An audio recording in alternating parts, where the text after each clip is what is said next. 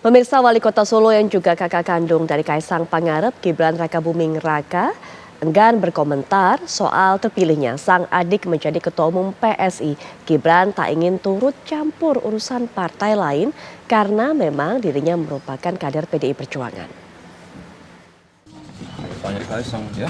Aja dari keluarga gimana mas tanggapannya mas? Nggak ada tanggapan.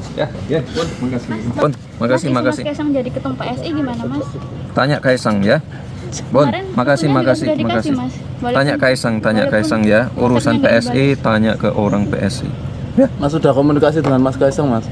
Urusan PSI tanya ke orang PSI. Enggak, kemarin kan Kaisang mengatakan juga sudah minta restu ke Mas Gibran itu. Ya, urusan PSI apa? tanya ke orang PSI, tanya Kaisang juga. Nggih, Bon, makasih. Sudah dikasihkan untuk Mas Kaisang mas. Yuk, makasih. Nggih. Kita sudah lihat tadi bagaimana tanggapan dari Gibran Rakabuming Raka yang merupakan kakak dari Kaisang. Sepertinya keluarga Jokowi ini terpecah begitu kan. Ada di PDI Perjuangan, ada di PSI. Bagaimana kalau melihat, apalagi melihat statement-statement. Kita sudah lihat statement Pak Jokowi, sudah lihat statement dari Mas Gibran, juga sudah lihat statement dari Mas Kaisang. Bang Emrus. Baik, saya tidak melihat perpecahan dalam keluarga ini.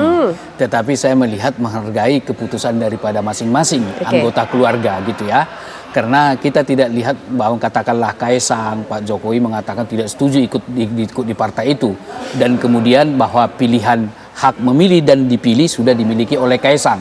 Sebagaimana dikatakan Pak Ruhut tadi, dia sudah punya kartu keluarga gitu ya. Kalau orang Batak bilang sudah manjai dia gitu kan, sudah terpisah. Nah oleh karena itulah saya pikir ini pilihan daripada Kaisang. Tetapi kalau itu dilihat dari segi normatif, aturan gitu ya.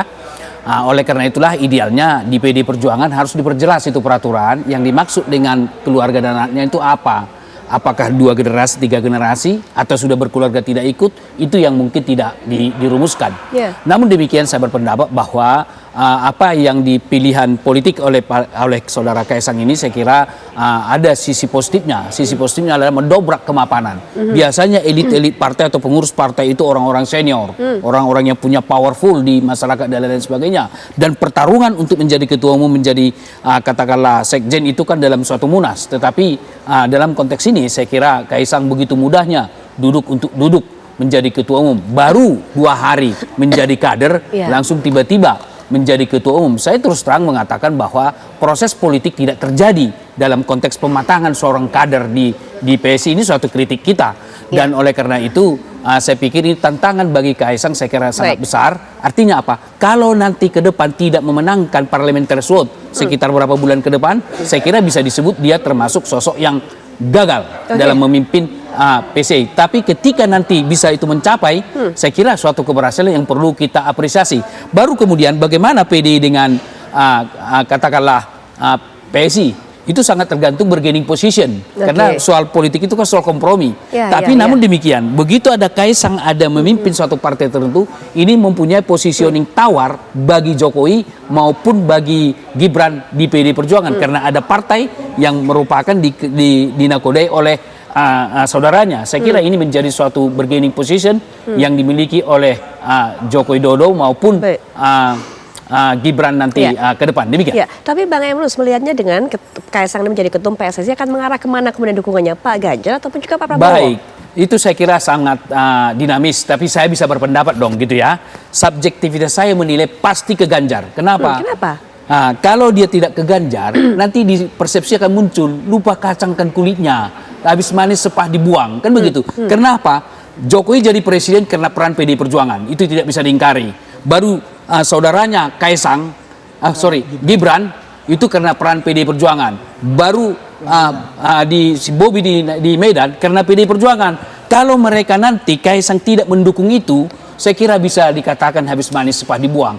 Tapi saya yakin Pak Joko Widodo tidak orang yang seperti itu. Pasti tetap mendukung Ganjar. Kenapa? Alasan kedua adalah bahwa ada homogenitas kepemimpinan, homofili antara Jokowi dengan Ganjar Pranowo. Dan kemudian kalau kita lihat bentuk dukungan ini hanya kepada kemungkinan besar adalah ke Prabowo sama Ganjar Pranowo. Karena kenapa? Ke Anies kecil kemungkinan. Jawaban kemarin itu dari Kaisang dikatakan begini, ketika ini 2 sahabat saya, yaitu Prabowo sama Ganjar Pranowo. Begitu ditanya Anies Baswedan, dia hanya lempar senyum. Baru kemudian hanya di tangan Ganjar kemungkinan besar untuk melanjutkan kepemimpinan dan pembangunan Joko Widodo. Tapi Kalau di bawah Prabowo, Ibu, ketika dia jadi presiden nanti, saya kira dia akan akan menunjukkan dirinya sendiri sesuai dengan Undang-Undang Dasar 45 bahwa diskresi kekuasaan sangat besar menurut Undang-Undang Dasar 1945. Demikian. Baik, Mbak Ruhut mendengarkannya sambil senyum-senyum, apa maknanya?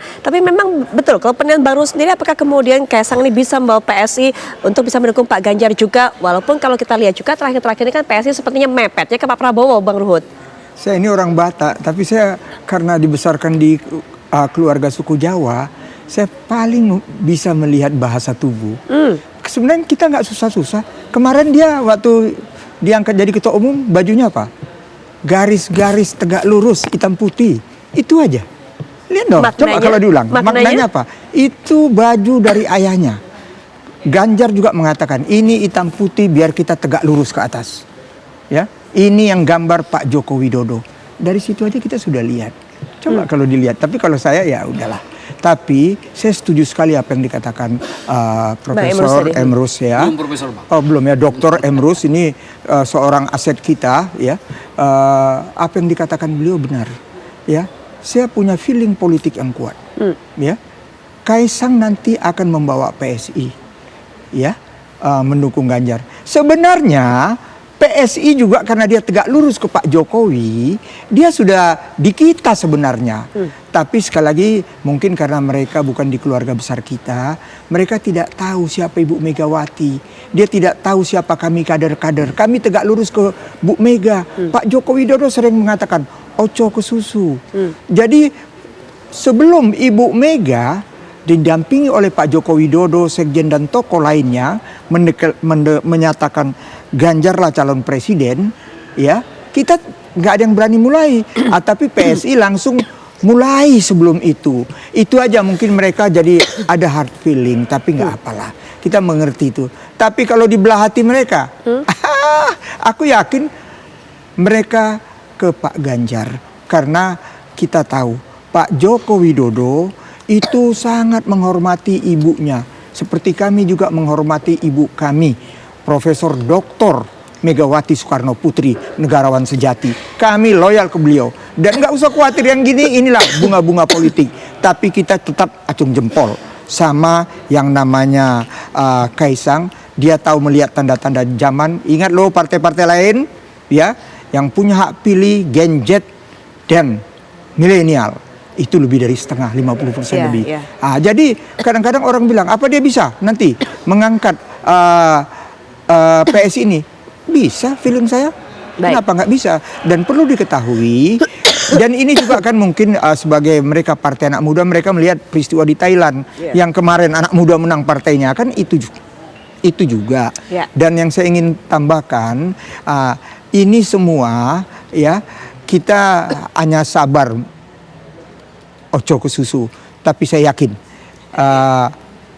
Mas Kaisang akan menunjukkan, walaupun dia bukan kader PDIP, dia kacang yang tidak lupa akan kulitnya, ayahnya, masnya, Mas Gibran, begitu juga lainnya, Bobi Nasution. Nanti kita akan sambung lagi dengan saya rasa itu. berikut ini.